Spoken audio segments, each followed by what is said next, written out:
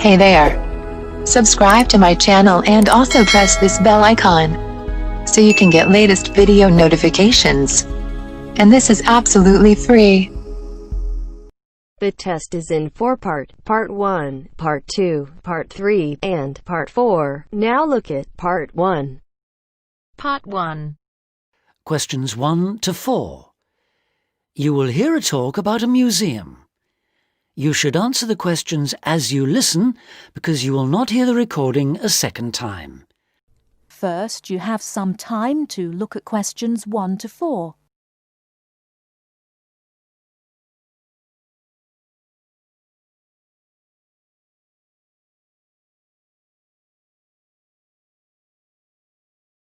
Listen carefully and answer questions 1 to 4.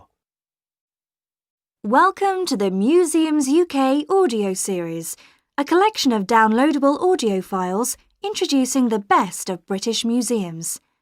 My name's Sam Cooper, and in this file I'll be introducing the Ashmolean Museum of Art and Archaeology in Oxford, with its fabulous collections of Eastern and Western art, antiquities, casts and coins. It's one of the oldest public museums in the world, and it's actually part of Oxford University, though it's free to go in whether you're a student or not. You'll find the main museum in Beaumont Street, near the centre of Oxford, close to both the railway station and the bus station.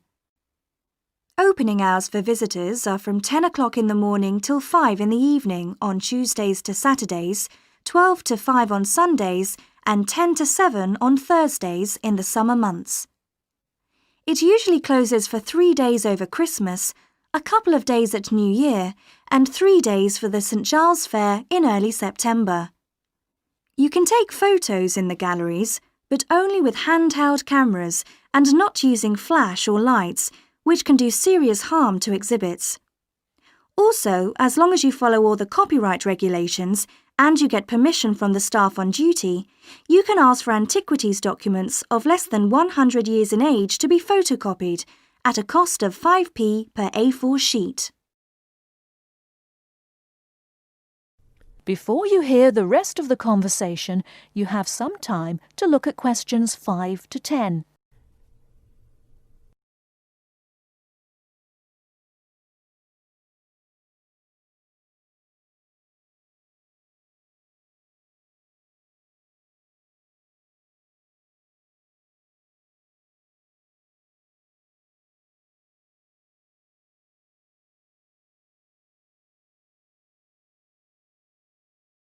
Now listen and answer questions 5 to 10. Perhaps not surprisingly, given its links with the university, the Ashmolean has an education service for schools and the general public. Activities include guided group visits, which for adults last 60 minutes and cost £4 each. This makes the minimum price per group £28, as group sizes vary from 7 to 15 people. Visits by groups of young people take the same amount of time as the adult tours, but cost just £2 for university students. So, with at least 7 to a group, the lowest price is £14, though please note that there's an upper limit of 14 group members rather than the 15 for adults.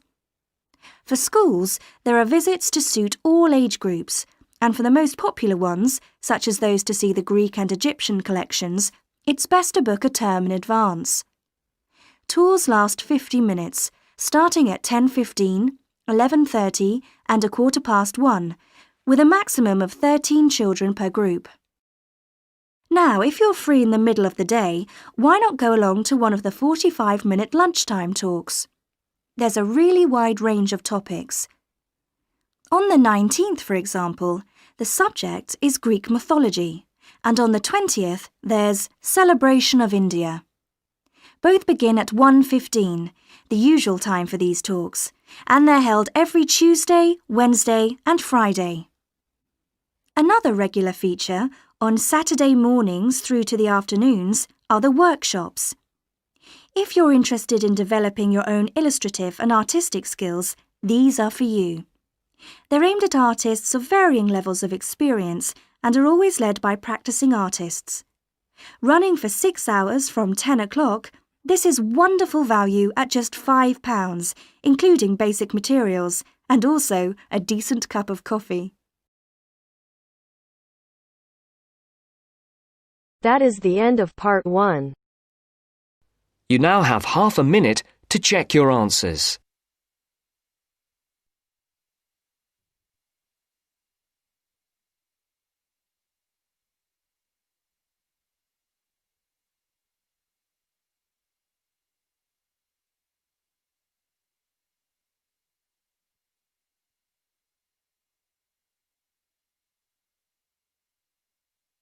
Now turns to part 2. Part 2. You will hear a man, Martin Hill, phoning an estate agent in order to find some accommodation. First, look at questions 11 to 14.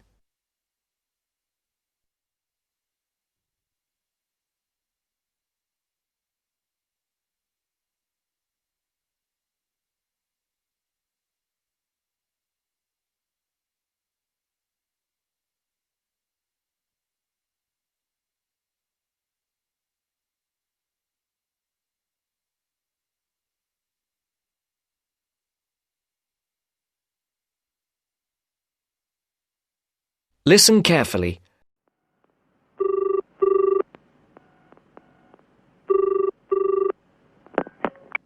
Hello, Brindle's estate agents here. How may I help you? Oh, good morning. I'm ringing to see what flats you have for rent at the moment. Right. Can I start by just taking your name, Mr. Hill. Martin Hill. Right.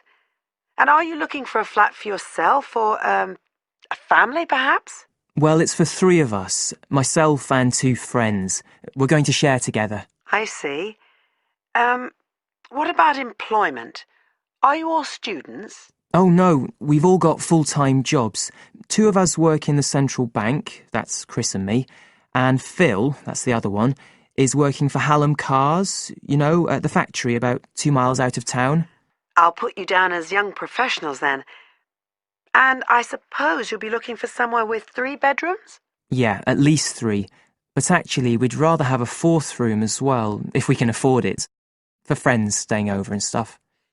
Is that with a living room to share, plus kitchen and bathroom? Yeah, that sounds good.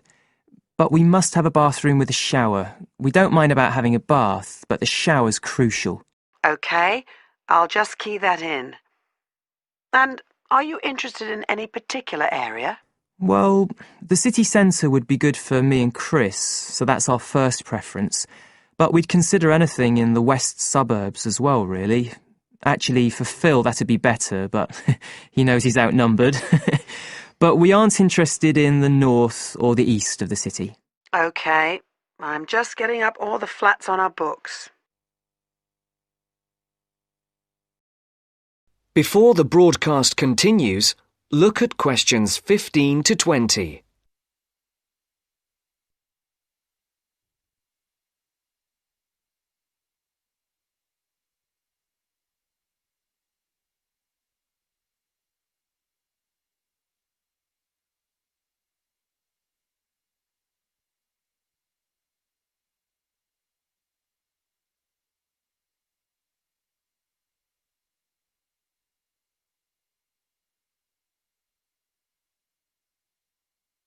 You will now listen to the second part of the talk.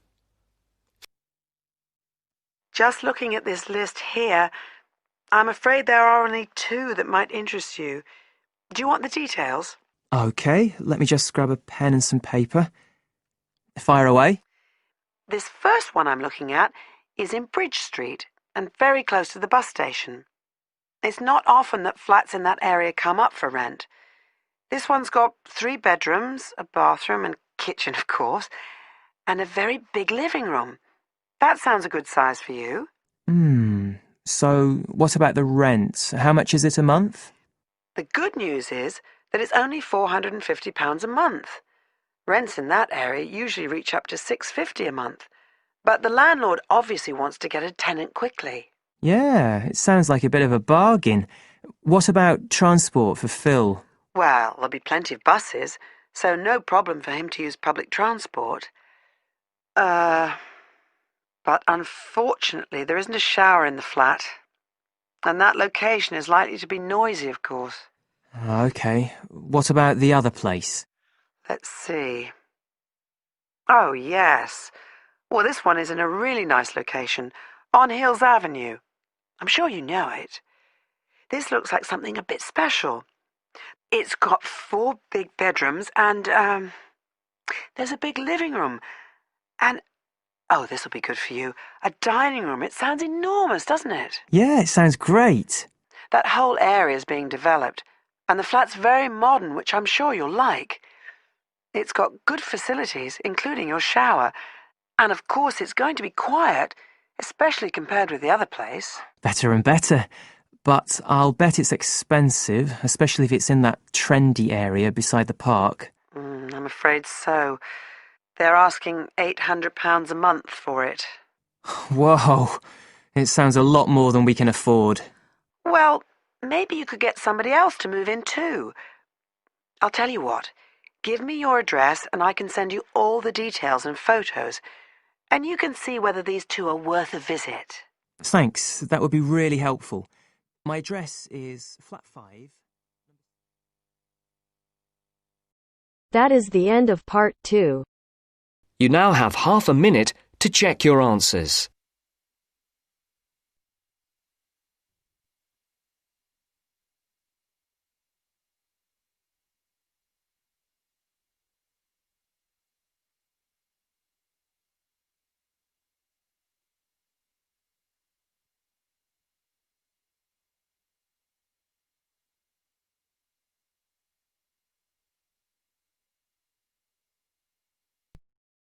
You will hear an expert on birds talking about sparrows, one of the most common bird species in urban and suburban environments around the world.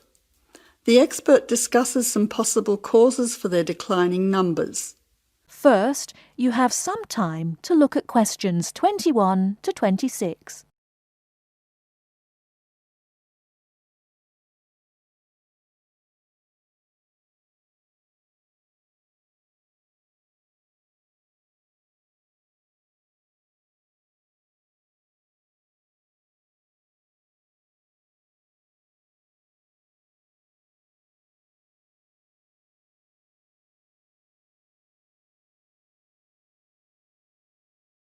Now listen carefully and answer questions 21 to 26.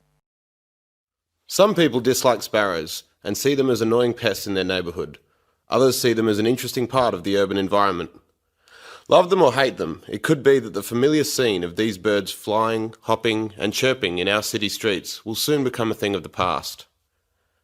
Until recently, there were so many sparrows around that people tried all kinds of methods to get rid of them. But it now seems that many people are starting to worry about the declining numbers of sparrows in many cities around the world. Over the past 20 or 30 years, sparrows have been disappearing throughout many parts of the world. In Britain, since the 1920s, the overall population of sparrows has declined by 92%. In London, they were once so plentiful that people who conducted regular surveys did not bother to count them because they were simply too common. Now there are none. This decline has also been recorded in some cities in continental Europe, parts of North America, and India as well. Some people will be surprised at this, as they probably still see many sparrows in their local neighbourhood. But whereas some suburbs may have large numbers of sparrows, in the next suburb there may be none. So, why are they disappearing rapidly in some areas, yet still exist in large numbers in others? Well, it is a bit of a mystery. Some say it is due to local issues. There are a number of factors here, one of which is harassment or predation. Other local animal species harass them and domestic cats hunt them for food. Secondly, there is increased competition both for food and for nesting sites from other seed-eating birds in the neighbourhood. And thirdly, it is now more difficult for sparrows to make nests in modern buildings due to more effective modern building methods. Before you hear the rest of the talk, you have some time to look at questions 27 to 30.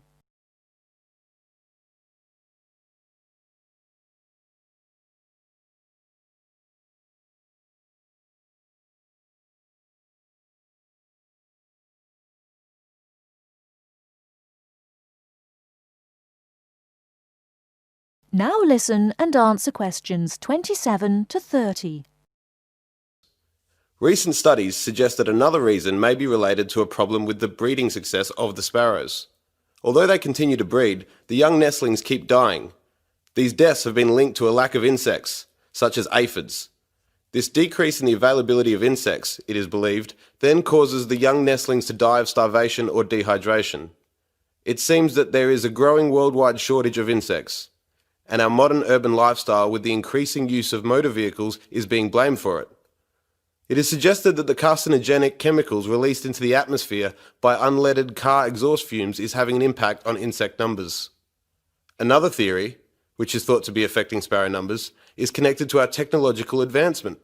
According to some experts, the mobile telephone towers that are now a feature of our modern cities emit electromagnetic radiation, which might affect the sparrows' central nervous systems and result in their death.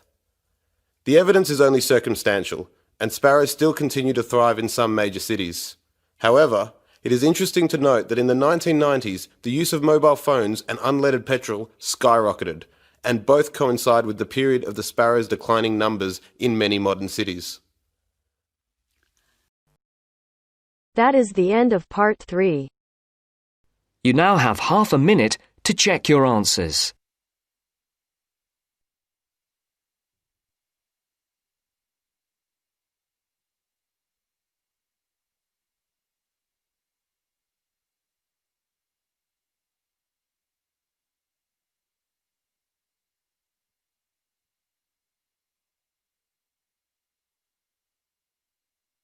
Now turns to part 4. Part 4. You will hear a lecture about geotourism. You have 30 seconds to look at questions 31 to 34.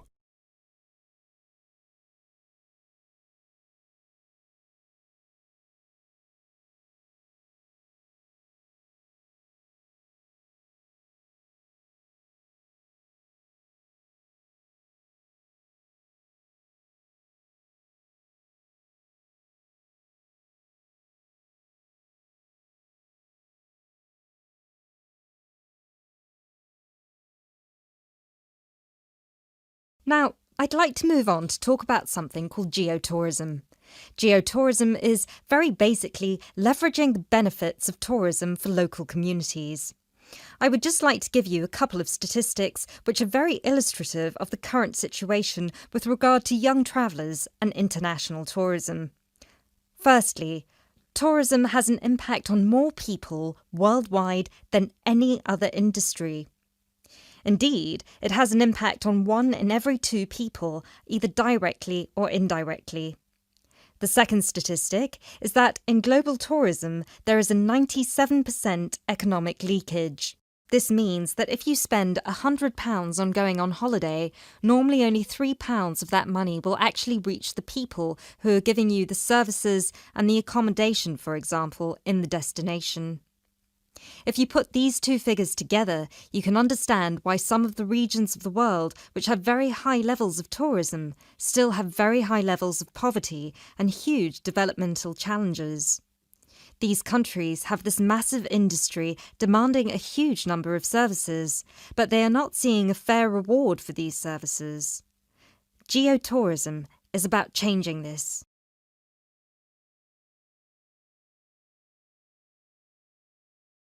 You now have 30 seconds to look at questions 35 to 40.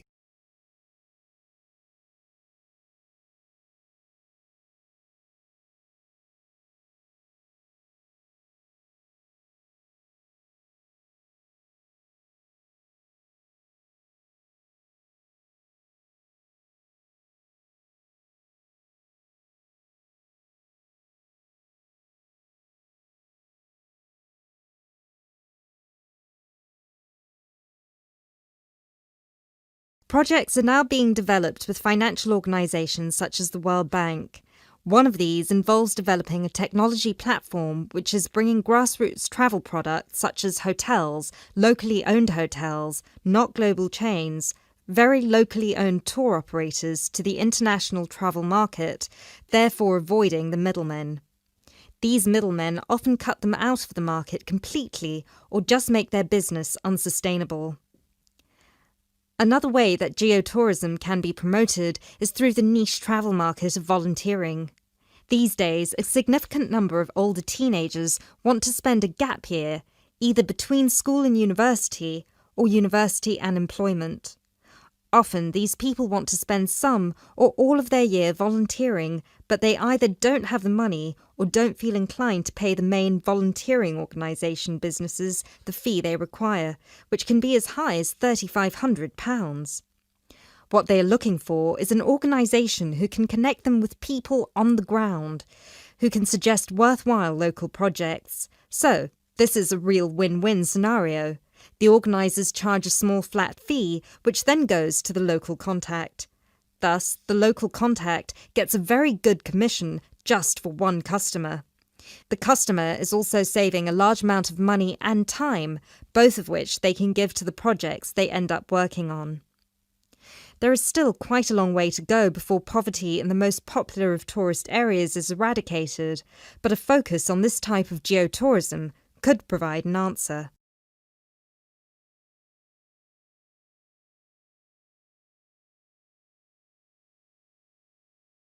That is the end of part 4. You now have half a minute to check your answers.